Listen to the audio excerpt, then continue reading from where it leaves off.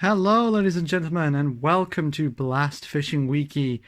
And today I figured that we'd start this channel off in the right way, well, obviously after the OST uploads, with going over the Bandai fishing game series. And I think the best way to start it would be at the beginning. Treasure Gaust, the very first incarnation of the Bandai fishing game series. So today we're going to look at all the Treasure Gaust models and their sort of functionality, and we're going to go over each one, look at it, and see well, what Bandai was up to. So let's go back to the past, back to 2005. And so here we are. Well, I say 2005, but we're going to start a little bit further back. So the Bandai's always been obsessed with the fishing, with their fishing. In fact, we can even trace the origins of this back to the Game Boy, with the Game Boy Pocket Sonar, which was a device that allowed you to literally throw sonar into a body of water and use your Game Boy to help catch fish in real life. And unfortunately I don't have that to show you because it's 1, expensive, 2, rare, and 3, not exactly got much to do with the more modern incarnations such as Treasure Gaust, but it just goes to show that Bandai has been obsessed with this stuff for years. So let's now jump to 2005 when they released this, the Treasure Gaust Dimension Rod. This is the first incarnation of the Treasure Gaust series, and it's definitely the most simple. It's a little device. This one is the gold special edition. I actually have a blue one to show you here. So this is what one of the regular editions would have looked like. Unfortunately, this one is not in the best condition and doesn't work. But you can kind of get the idea of what the device looked like. So the way these worked is you could pull out a reel on the side and go fishing for magnetic beasts known as gausts that hide in the magnetic waves of the world, hiding from society and playing tricks on the populace. So the idea is that Gaust is a portmanteau of both Gauss, which is a magnetic measurement, and Ghost. So the idea is that these invisible creatures are flying around everywhere and that you can use the dimension rod to capture them. So let's turn this baby on. And as you can see, it tells you the time, as you can see here. This one is actually the only device that is in English, or that can be in English. So let's just turn the sound on to make it easier for you to follow. And let's focus up. So there we go, there's the screen. And you can do things such as put down a lure, go to the shop. You can even see all the gausts that you've captured. I've caught 41 in this picture book. So this is how Gaust always works. You always flip it up, find the Gaust, and then hit it. You can then choose to use a weapon, such as a partner. In this case, let's bring out a partner, Lunar Fin. Then you chase after the Gaust, avoid its attacks. Let's use Lunar Fin as our partner here. It will do some damage to it for us. But look at one massively over-leveled. Really isn't that difficult to catch. You get the sort of idea. You spin the reel to damage the Gaust, use partners and weapons, and find Gausts in different times with different lures, under different conditions, and basically try and capture all 105 of the original Gaust. And that was basically how this game went. Just catch them all. Very simple. So how about now we move to the second incarnation of the Treasure Gaust series. And here it is, Generation 2, the Strap Hunter. So this came out in 2006, as you can see here, released by Bandai. This device is only in Japanese, and every other device from now on, Japanese only. So the idea is that this one flips open, kind of like a mobile phone with buttons and, of course, a reel. However, the gimmick with Strap Hunter is this slot on the bottom. Ooh, what could that be for? Well, that, my friends, is for the strap figurines. Let me just pick one from over here. Here we go. Here is one of the mascot characters of the series, Gilgadran. As you can see, look at him, a super awesome dragon with fiery wings and a crystal tail. And as you can see, it has a sort of chip, and this is number 1. So let's turn on the Strap Hunter. As you can see, very similar interface, only in Japanese. Basically, this shows you your status. There's no lures in this game, as the idea is that you search with Gaust instead. So instead of putting down a lure, Gilgadran inserted in the bottom will go hunt for a Gaust for you. And you can hunt with you can search with any Gaust, but these Strap Gausts will find special exclusive Gaust. And there are a lot of these figures. I don't even have them all, and I'm a massive fan of this series. I'm still missing 2 of these figures. Some of them can be very difficult to find, such as this one here. Gilgadran is actually one of the more difficult ones to find. But anyway, as you can see, very similar interface. So let's try putting a strap in. So all you do, insert into the bottom, and the figure will glow. It is pretty cool. Now, let me do this, but so you can see it from the screen's perspective. Put it in, and Gilgadran arrives. There he is, looking very cool indeed. And now we can flip it over. The screen will flip, and you can see we have our boy Gilgadran. Gameplay is very similar. Basically just find the Gaust and hit it. Difference here is that there are now 171 Gaust instead of just 105. And there's a lot of new Gaust added into the game, as well as removing some of the old ones. So it's not like Pokemon, where they're constantly adding new Pokemon to the generation. They remove some and add some, but the total of Gaust pretty much always goes up. So there's 171 you can catch in this game. Let's catch this Dolphinius. And as you can see, you can use your partner, and it will glow when you're using your partner, which is really cool. Gilgadran's attacking it for me. And then we can spin the reel to capture our Gaust. As you can see, Strap Hunter is pretty cool. It adds this new peripheral system, but it's very similar to the first game.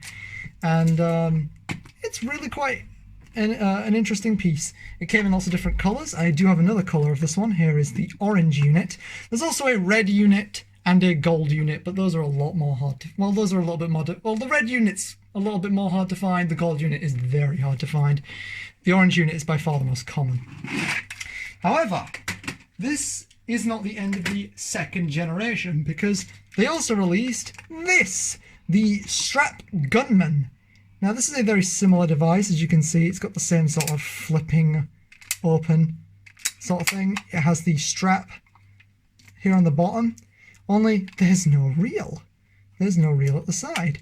So how do you work this? Oh, well, I just realized there's no batteries in this one. But the idea is that instead you have this gun trigger and you shoot. Fortunately, this one's kind of beaten up. It would normally make a really nice... You can kind of hear it. It would normally make a really nice motory sound, but unfortunately that's not going to work because this one is kind of old and there's no batteries in it, so we can't really see it work. But the idea is that you flip it open, turn it so you're holding it like this, and then you shoot the Gaust. It's very cool. It's very similar. There's 171 Gaust in this as well. There's a couple Gaust changed, but it's very, very similar. It's definitely still part of the 2nd generation. It's just I guess a different way to play. So the 2nd generation looks pretty awesome. And now we'll move on to the 3rd generation. Here we are. Welcome to the 3rd generation, the Gearlet series. And this is where they started making cool cases where you can store all the peripherals that you'll be needing for these, and also keep your Gaust Hunter nice and safe. So let's take it out of its packaging, or its case, and let's meet the Gaust Hunter. So this unit is very, very nice looking indeed. This is the blue unit, and oh yeah, probably something I should have mentioned from the beginning. There is a difference between the colours, for the most part. There's a red and blue version for Dimension Rod. There wasn't actually a version for Strap Hunter. All the colours are the same, but they went back to the version system here. And this is the blue version. There's also a red version and a black version. The black version I do have, but it's away in storage. And the red version I kind of have a red version, but I'll show you that in a minute. So here it is, the Gaust Hunter, a very fashionable looking device with the buttons on the side. Turn it on, again, it's looking very, very similar with the same menu icons as the Strap Hunter. So, how does it work? Well, as usual, we have a reel that we can turn. However, it flips open. And, well, it's not going to let us find a Gaust there because I forgot I have turned the sonar level off. So let's turn that back on. There we go. So now I can find Gaust again. So you can open this up, and as usual, you can eventually find a Gaust. There we go, a sword Zerk. But it's the same sort of gameplay, just sort of run. It tells you what type it is in this game, so it's an ocean type.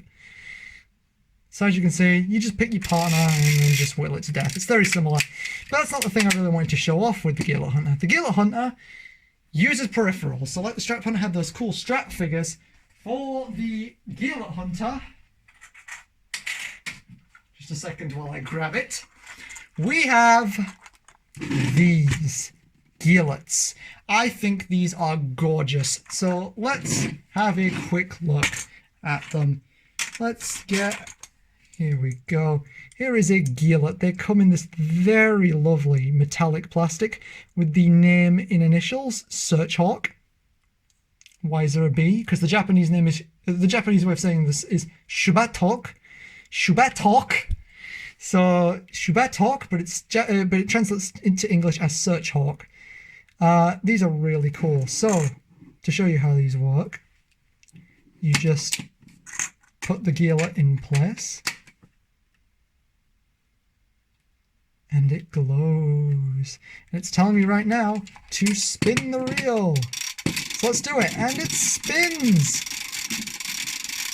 And eventually it will detect that we have put in Searchhawk. There it is. Very cool. And there are tons of these Gaults. As you can see, I have pretty much every single one of them here. Here's just a small sampling. It took me forever to go through all of these. So we've got some here, Meteor Juga, Gunblade, and Cross Gilgadran. But there's also another feature to these which is really cool. So let's get good old... let's get Holy Pegasus here. So as you can see, these Gaults are sort of like... when you put them in, they will rotate. But you can pop the ring off and replace it with a coloured magnetized ring, and there you go, and you have just changed the element of your partner. So now when you put this in and it asks you please rotate, so let's do that. It comes up, now this is a ground type. And there we go. Holy Pegasus is now a ground type Gaust.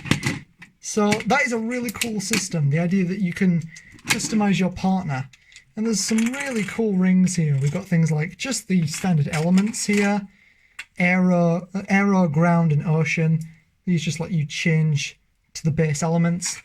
And then you've got things like, if I can find them, things like Stamina Ground, which allows you to revive once if you would die. Speed Aero, which allows you to perform some techniques.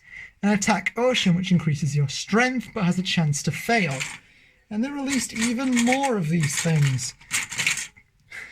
Tag Ground, which allows you to partner it with another Gaust so you can tag team. Berserk Aero, which increases your power massively but gives you a massive chance to fail. And Evolve Ocean, which actually evolves the Gaust, giving it an entirely different sprite. I love this series. It's so customizable. There's, I think, like 20 of these. I mean, just judge for yourself. There's so many of them in here. Some really cool characters here, like South Zerk. And you can customize them even further with the rings. And they also released one other thing for the series, Gaust boxes.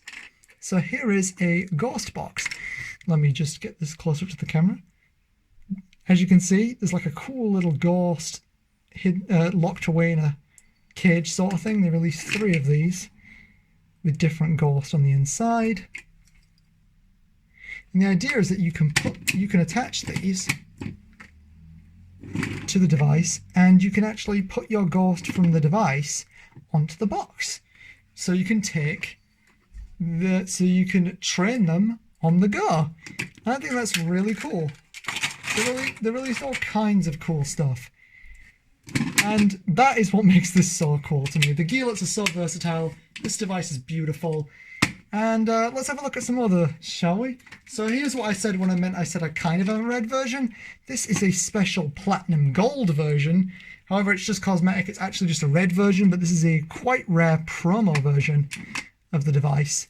Essentially, this is my red version. And oh, we found a rare. We have an attack. Oh no, a Gaust is attacking us. What will we do? It's okay, you can stop now. I'm trying to review stuff. So as you can see, this is my gold version. I've took the batteries out of this, haven't I? Yeah, I've took the batteries out of it. But these look fantastic and they're absolutely gorgeous. However, as with Gaust Hunter, they actually made a second device, the Gaust Gunblade, and this is without a doubt one of the most beautiful pieces I've ever laid eyes on. The intricate, beautiful markings on this. And just the amazing, ooh, that crunchy sound. Gaust Gunblade is a marvel, and I think I've taken the batteries out of this one as well. But the idea is that you put a gearlet here, and you let that baby spin. So cool. So the idea is that you can have it like this and shoot, or hold it like this, and there's actually a motion detector in it that allows you to slice like a sword. This is probably one of the coolest units. Unfortunately, it's definitely the most rare unit. The gearlet series in general is definitely the most pricey and difficult to obtain. These units can run you quite a bit, so if you are looking for this kind of thing, just be wary of that. And funnily enough, that isn't it for Generation 3, because they released another device, and it's a piece of crap! Sorry. Here's the Hunting Navalizer, a device that is touchscreen, that allows you, this is basically like a digital Pokédex. It lets you look at all the Gausts that you've caught from both Gaust Gunblade and Gaust Hunter, and also allows you to train Gaust, put in gearlets, and just generally have a pretty good time. It's a really good companion piece. Here's the problem. It's touchscreen, and the touchscreen is garbage. It is ridiculously cheap to the point where I have never seen one of these working. This one doesn't even work. Like, this is why there's no batteries in it, because the touchscreen doesn't work, and there's no buttons on this thing, so it's junk. And I hate it, because this thing is a beautiful piece. It allows you to just view all of your progress from the other 2 units. Plus, there's a Gaust exclusive to this, which means I can't complete the Gearlet series because I need this piece of crap to work and it doesn't. It's a real big shame because Bandai charged so much money for this thing back in the day. They charged 5,000 yen for this thing and it doesn't bloody work. It's so dumb. There you go, rant over. Now we're going to finally finish this up with the final generation of Gaust. So let's get to it. Okay, I figured before we got onto the final generation, there's a couple of other little things I should mention before we get onto that. Because, I mean, I want this to be a kind of complete history. So here we have the DS game, Treasure Gaust, Gaust Diver, Crimson Red. This is a really cool game that essentially just turns your DS into a Gaust hunting device. Well, kind of. There's a plot to this game as well. I mean, there's a plot to the Gaust series, but it's kind of difficult to follow. None of it's in the actual LCD games, obviously, because they can't put a storyline in something that basic. But you can infer the storyline, and I have written a PDF document of the storyline. So maybe one day I'll share that on this channel. But the reason I'm not going over this now is because I am planning at some point to go over the DS title. There are 2 versions of this as well. This is the Crimson Red version. I have the other one, which is Deep Blue, but that's away in storage. So I figured I'd just share that as an honourable mention. And then now we'll actually look at the final device they released, Generation 4, the Gaust Shot. This thing is quite big, so it's not going to fully fit in shot. And again, they made a lovely case for this. And using this, you can use your Gaust memories, that is not a Gaust memory, get out of here, to find more Gaust. So here it is, the Gaust Shot. It's a big behemoth. Look at this thing. It is actually built really well with some pretty similar menu options. Obviously this menu looks really similar. And G-Cyclone system, we will get onto that in just a second. This device is weird. The Gaust Shot is definitely the weird one. There's some really weird Gaust in this, some really weird design choices, and this is the last device they made.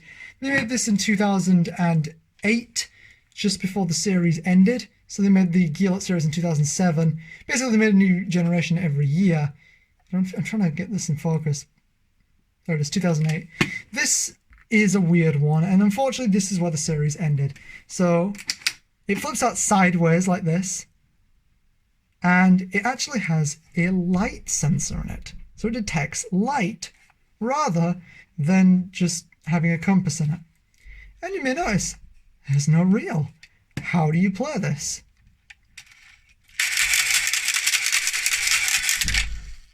You use a ripcord. This thing is pretty loud, but also pretty fun. And it comes with these Gaust memories. And what you see here is every memory they ever released, because they never finished these. There were supposed to be 4 series of these, but they never finished them all. So they only finished the first 2 series and released 3 extra memories. So they never made all of these. Oops, sorry about that. I just had to go deal with some business. As you can see, these are the Gaust memories. These are gorgeous, like memory chips with this beautiful transparent line art. These are absolutely gorgeous, and I'm really sad that they never finished these because they are awesome. And there are actually 6 to 7, I think 6, 7, 8 of the 9. I think there's actually as many of these released as there are unreleased, which really sucks. Because I love this stuff, and I'm really glad, really sad they never finished it. So, for example, you can take a memory and insert it into the device, and you can see this beautiful transparent window. Underneath, you can still see that spinning G-Cyclone system. It is really cool. This device is really cool in general, but it's also kind of strange. So how about he? Oh, it wants us to. There he is. There's our Gilgadran as usual. Good old mascot. Here he is. Probably should mention I have all the gearlets, and I have all the memories. It's just the straps I don't have all of. So as you can see here, we can find a Gaust. And we can catch it. I'm going to show this because it's a little bit different.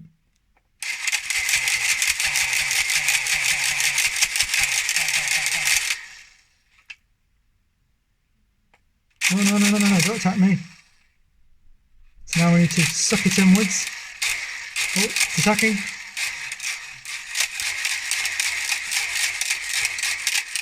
Come here. And there you go. Captured. It is a pretty cool system. And unfortunately, this is where the series ended. However, this isn't where the video ends, because now that we've looked at every unit, let's just have a montage. We're going to look at some other Treasure Gaust stuff that I own. I looked at all the units, but they also released a lot of other stuff too. So let's have a look at, well, some of those. Mostly promotional material, but let's have a look. Here are some Gaust chips for the strap series. These just go in and allow you to find the Gaust that is on the picture. So for example, here we have not focusing. There we go. Demon Zerk.